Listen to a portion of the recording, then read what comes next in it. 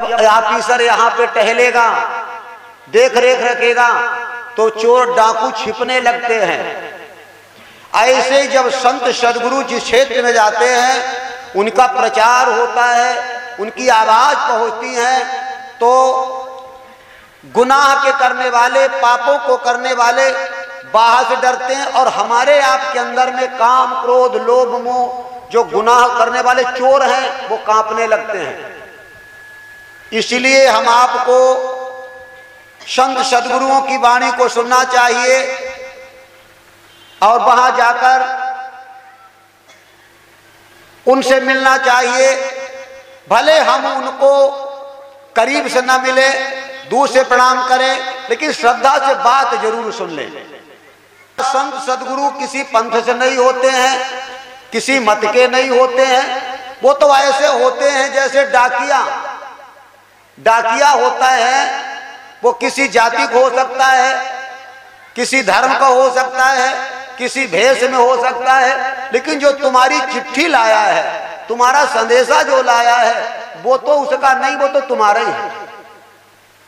ऐसे जब संत सदगुरु अपने धाम से, अमरलोक से, अनामी धाम से जब यहाँ आते हैं, तो केवल वो संदेशा लाते हैं। उनका भेष कैसा है, उनका रूप कैसा है, उनका धर्म क्या है, उनका पंथ क्या है, इससे मुझे लेना देना नहीं। हम अपनी चिट्ठी को, अपनी बात को सुन लें, पढ़ लें, इसी से हमारा तुम्हारा भला हो जाता है।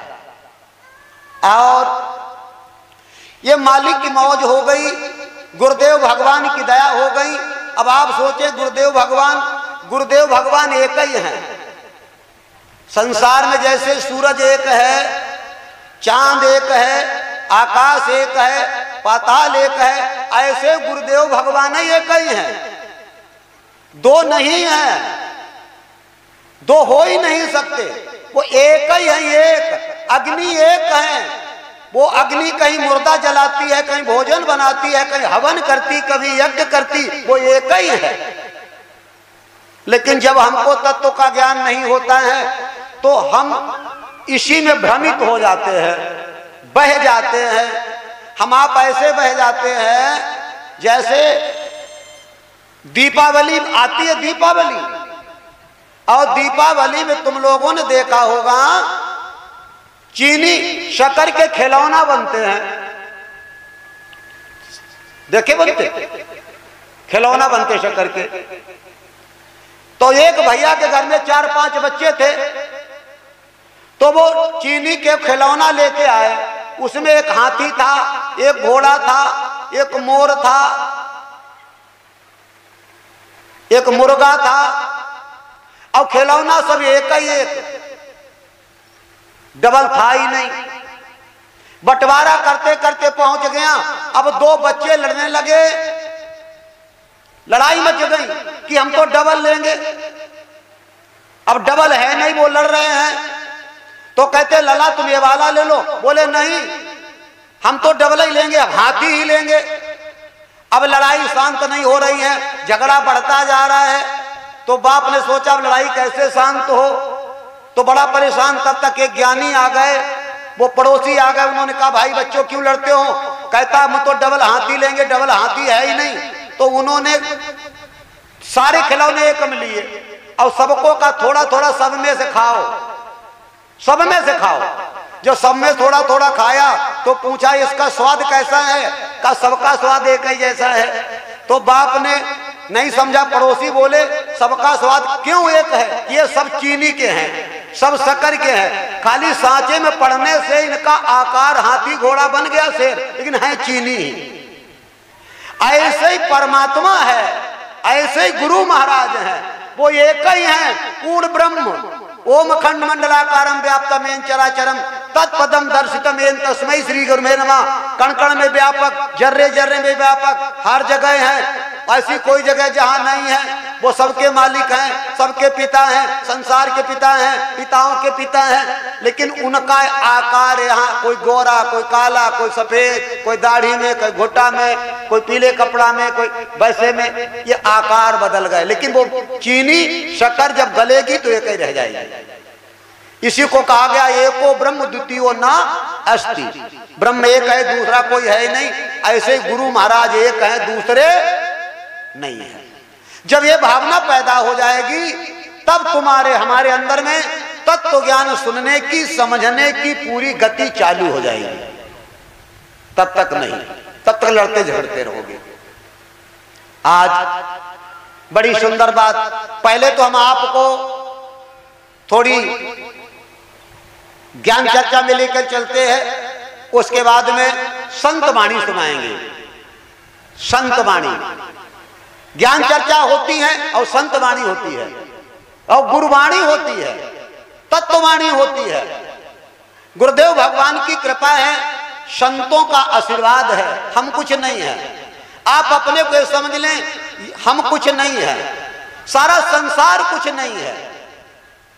केवल जिनके ऊपर संतों की दया हो जाती है, गुरुओं की दया हो जाती है, वो कुछ हो जाते, बाकी कोई कुछ नहीं है। जैसे मशीनरी होती है, मशीनरी उसमें बिजली का करंट जाता है तो चलती है और बिजली का करंट जाना बंद हो जाए तो नहीं चलेगी। ऐसे ये काया मशीनरी है, जब संतों के आशीर्वाद का करंट आएगा, गुरु महाराज का आशीर्वाद करंट आएगा तभी चलता है, बाकी फिर बंद हो जाता है। तो हम कुछ नहीं है। तो गुरुदेव भगवान ने, समय के तत्वदर्शी संतों ने जो भी अपने लायक समझा, जो भी उन्होंने अपना हित समझा, हमारा हित समझा, जो भी जितना डीजल पेट्रोल डाला वो हम तुम्हारे बीच हम चलेंगे, अपना कुछ नहीं। ये सदगुरु मंच है, गुरुदेव भगवान का मंच है। और ये गुरुदेव भगवान ने इस मंच के रूप में हमको गोदी दी है कि जाओ बेटे मेरी गोदी में बैठकर और मेरे काम को करो।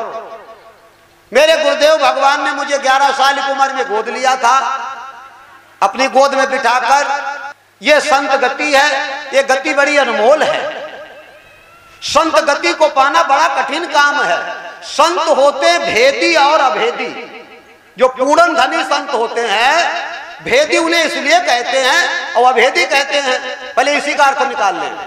भेदी इसलिए कहते हैं जैसे तुम्हारे घर में कोई आए और तुम्हारा पूरा भेद ले ले, तुम्हारा पूरे परिवार का तुम्हारा पूरा भेद ले ले, तो वो हो गया भेदी। हो गया कि नहीं? तुम्हारे घर में घुसा, तुम्हारा उसने भेद ले लिया, तो वो हो गया भेदी। और अपना भेद दिया नहीं, तुम्हारा पूरा भेद ले लिया और अपना भेद दिया नहीं, तो हो गया अभेदी। ऐसे ही संत भेदी और अभेदी हो जाते हैं। काल और महाकाल के घर घुस जाते हैं, काल महाकाल के भेद को ले लेते हैं और अपना भेद देते नहीं है।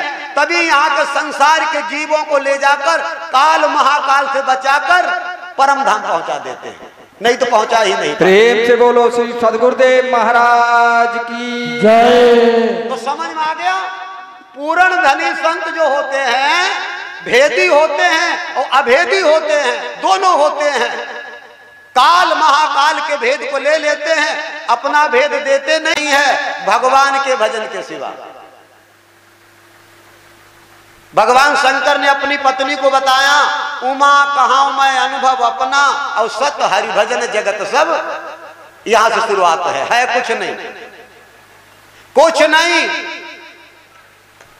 ए सपना देखते हो और उसमें हम आप अगर है तो मालिक का नाम याद रखो। इतनी गांठ बांध लो, कभी तुम ट्रेन पे बैठना, ट्रेन पर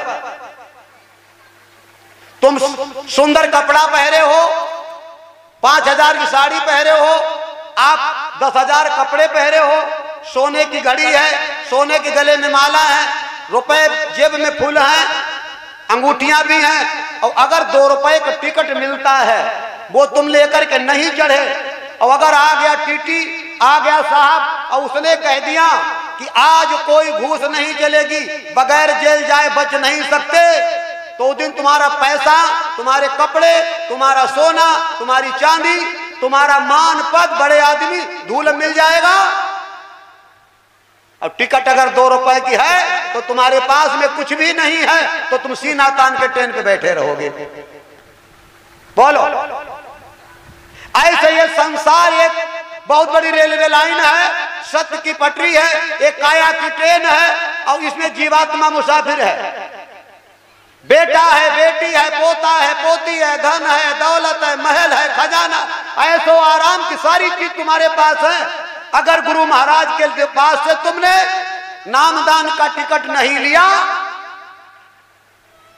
तो काल रूपी टीटी आएगा और वो छोड़ेगा नहीं।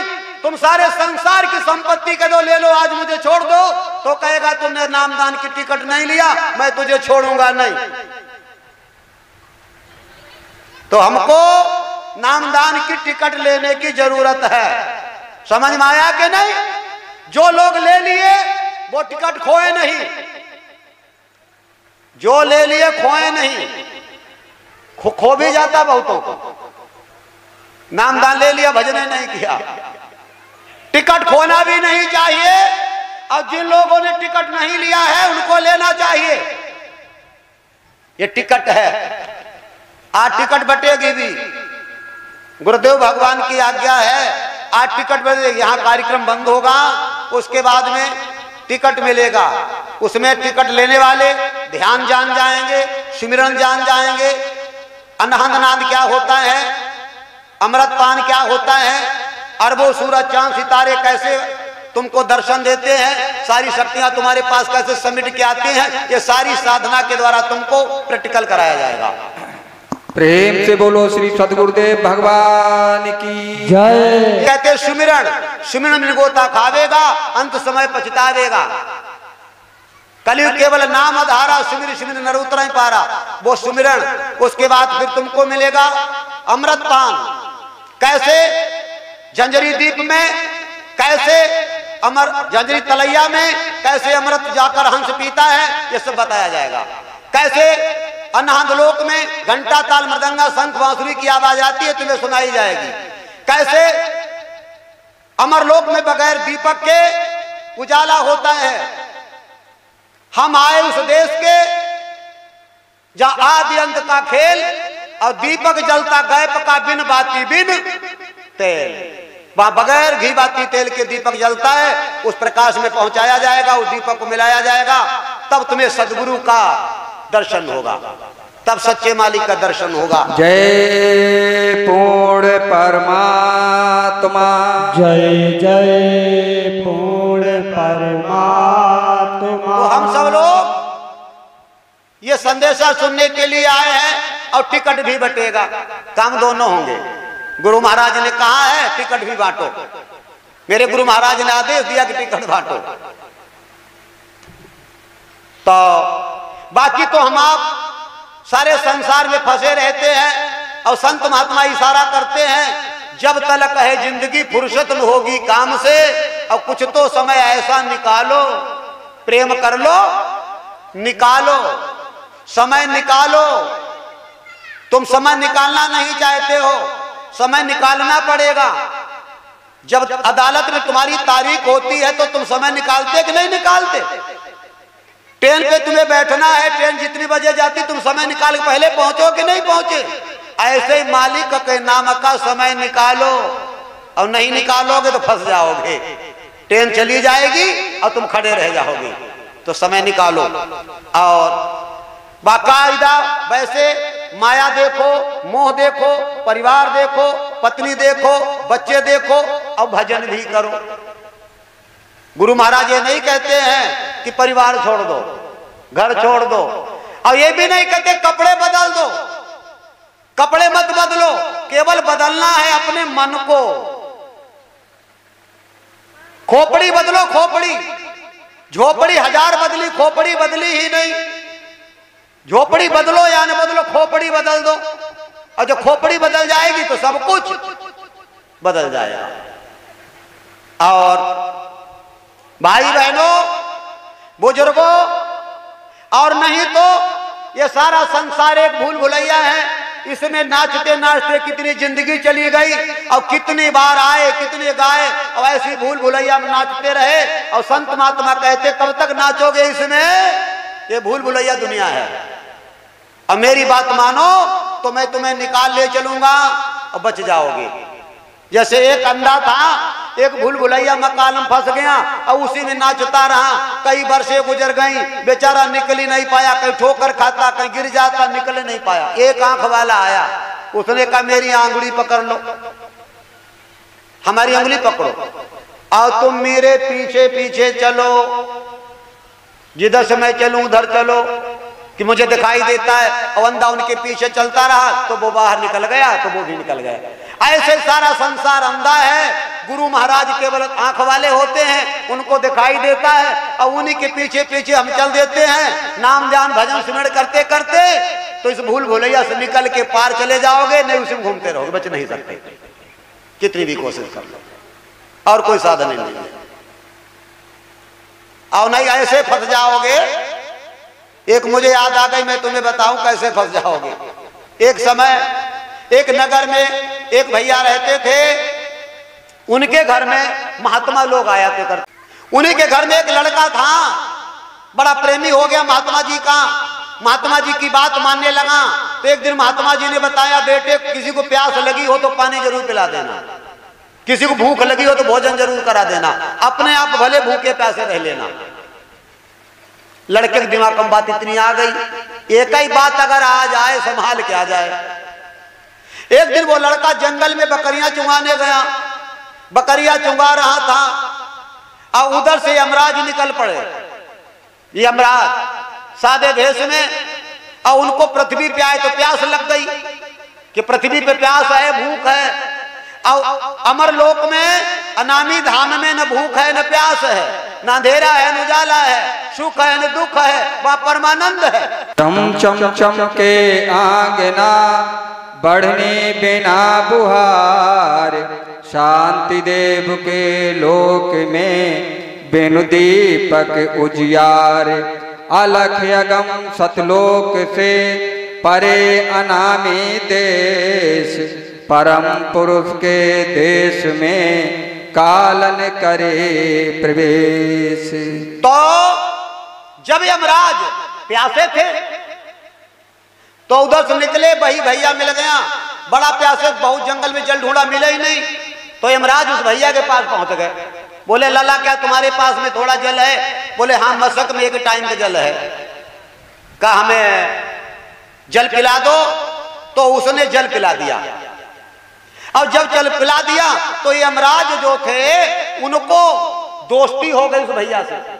बोले दोस्त मित्र, तुमने अपनी जान की न परवाह करके थोड़ा जल था मुझे पिया दिया, मैं तुम्हारा मित्र बन गया, तुमको अपना मित्र मान लिया। तो बोले मित्र अच्छा तुम हो कौन? का बस अब तुमको बताएं, डरोगे तो नहीं? का नहीं। का मैं यमराज हूं। अपना रूप दिखाया, दुनिया से लोगों को मैं यहां से उठा के ले जाता हूं। तो लड़का बोला हमारे यहाँ महात्मा जी आते थे, यमराज की सबकी कथा सुनाते, तुम वही हो? बोले हाँ। कहा तो आज तुम हमसे कोई वरदान मांग लो। लड़का बोला तुम वरदान क्या दे सकते हो? का जो मांगो। का अच्छा वरदान मत दो, तुम तो यमराज हो, बस हमें ये बता दो हमारी जिंदगी कितनी है, हमें कब ले नहीं हो। यमराज मुस्कुरा के बोले का अब तुम 10-15 साल के हो गए हो, 1-2 साल और जिंदा रहोगे, फिर हम तुमको ले जाएंगे। तो लड़का बोला फिर हमारी तुम्हारी दोस्ती का है? फिर कौन बात है दोस्ती? कहे फिर कहे अगर दोस्ती हमारी तुम्हारी है भाई तो ऐसा करो हमारी जिंदगी बढ़ाई दो, तो हम कुछ देख लें, दुनिया में कुछ टहल फिर लें, कुछ कर लें। तो यमराज बोले ये तो बड़ा कठिन काम है, जिंदगी बढ़ नहीं सकती। तो लड़का तो संतवाणी सुने हुए था, उसने कहा हमारे यहाँ महात्मा जी बताया करते थे, एक बार यमराज के यहाँ सावित्री का साबका पड़ गया तो सत्यवान के प्राण छोड़ने पड़े। का तुम ही थे वो दूसरे थे? अब यमराज अटक गए, बोले थे तो हम ही। का फिर उनकी कैसे बढ़ा दी तुमने? इसके मतलब या तो तुम वो थे नहीं, और वो थे तो फिर बढ़ाई कैसे तुमने आज नहीं बढ़ा सकते? यमराज फंस गए उस लड़के के वचन में। बोले तो ऐसा करो भाई, तुम कहते चलो हम तुम्हारी 50 साल बढ़ाए दे। कहे ठीक। और कहीं याद कर लो ले तुम है ही हो, जब कब हुआ ही हो, कोई दूसरे भेज दो तो बात हमारी दोस्ती खराब हो जाएगी। यमराज बोले ऐसा भी कर लेंगे भाई, हम तुमको ही लेने आएंगे, हम ही आएंगे। अब 50 साल उम्र बढ़ा दी, लड़का जवान हुआ, उसकी बारात हो गई। अब बारात जब हो गई तो अब लड़का बच्चा हो गए। अब 50 साल की उम्र में बच्चा सब हो गए और यमराज आ गए। कई दोस्त कई कहा अब चलो, अब तो तुम्हारी इच्छा पूरी हुई गई, सब देख भाग चुके तुम। बोले का बता मैं दोस्त, भाई इच्छा पूरी तो ना हुई पाई है भाई, अगर थोड़ी दया और कर देते तो थोड़ी और बढ़ाई देते। यमराज बोले अच्छा कहा तो तुम्हारी और बढ़ाई दे थोड़ी, कि ज्यादा ना ही बढ़ी पई है, 2-4 साल बढ़ी गई है, कहीं फिर कोई फायदा ना है दोस्ती को बढ़ावो तो समाज बढ़ावो। तो है उनने 10 साल बढ़ाई दे। 10 साल में अब उनके लड़का बच्चा भी आई गए। आई गए यमराज, कहे दोस्त अब चला हो तो इच्छा पूरी हुई गई, कि भाई ना ही पूरी हुई पाई भाई, अब दोस्ती तो दोस्ती है, ऐसे तुम भी दोस्ती करो संत गुरु भगवान से। दोस्ती बहुत बड़ी चीज होती है, गुरु महाराज से दोस्ती करके देखो तो। अब बोले नहीं जाना चाहते हैं और कोई जुगाड़ है? यमराज बोले जुगाड़ बहुत है, तुम्हारो मन भरो ना है भाई, कहीं ना कहीं तो वो दूसरो जुगाड़ लगाई देंगे कि लगावो। तो यमराज ने उनके प्राण निकाल ले। और निकालने के बाद मां एक कुतिया के गर्भ में उन्हें पिल्ला बना के पैदा कर दो, कुतिया के पिल्ला बना के पैदा कर दो।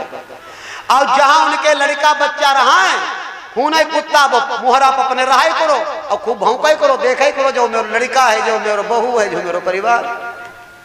अब अपने खूब मन भर रहे। धीरे धीरे कुत्ता की उम्र 12 साल होती है। यमराज फिर आई गए। अब कुत्ता तीर पहुंचे, कहे दोस्त अब तो चलो, वो तो खूब देखभाल है। बोले भाई इच्छा पूरी ना भाई और हुई जान दे, अब ना इच्छा पूरी भाई। तो यमराज बोले इच्छा ना ही पूरी भाई तो तुम्हारी इच्छा ही पूरी कर दे, दोबारा कुत्ता से प्राण निकाल दे और उन्हें सर्प की योनि में पहुंचाई दो। सर्प, और सर्प की उम्र 1000 साल। अब सर्प बनाई दो। अब पोती पोता परिवार बहु खूब ढेर और सर्प को नहीं बनाई दो। और जब सर्प भय हाथ 1.5 हाथ के एक दिन उनके मन में आई कि पूरा परिवार देख ले, कोई आंगन में देख घूमे, जा मेरी बहू है, जो मेरा लड़का है, जो मेरा पोता है। और तैसे कोई लड़के कोई डंडा आएगो, कोई बल्लम लड़के आएगो, मारो मारो मारो मारो। अब जो भाजे भाजे घूमे, अब लुके लुके घूमे, बाहर में घुस गए, भारी खोदन लगे लोग। अब वो चिल्लाए दोस्त आबो, हम नाई अब नाई देखिबो, हमें देखो ना नाई चाहत। दोस्त आएगा कि नहीं देख लो, परिवार देख लो, भाई खूब देख लो, कहीं हम देख के घाई गए, अब हम नाई देखिबो, अब हमें ले चलो, अब हमारो जीव भी गो, ये हमें देखना नहीं चाहता। अरे उस दिन हम मिले थे पहली बार में, अगर तूने उद्धार मांग लिया होता तो ये तेरे इतने जन्म खराब भी नहीं होते और तुझे मुसीबत भी, तू मोह में फंस गया, देखने भजन में लग जाता तो उद्धार हो जाता। फिर सर्प की आत्मा को निकाल के ले गए, तब कहीं उद्धार हुआ। इसी प्रकार हमारा जीवन न चला जाए, कर लो भजन भगवान का। और हम तो तुमको बताने सबको करते हुए, फिरते हुए, देखते हुए, रहते हुए, अब भजन कर लो, और नहीं तो उसी भैया की तरह न फंस जाना। सब कुछ करते हुए थोड़ा भजन भी कर ले, है नहीं? जैसे माँ बहनें दाल बनाती है ना, बड़ी देर दाल बनाती हैं और बाद में छौंक लगा देती है और पूरी खुशबू छौंक की आती है। ऐसे तेरे जीवन में तूने कितने काम किए, क्या क्या किया। अगर तूने गुरु महाराज से नाम दान लेकर भजन की छौंक लगा दी तो जैसे पूरी सब्जी दाल महकती है ना, ऐसे तेरी पूरी जिंदगी महकना शुरू हो जाएगी। भजन कर ले, भजन कर ले।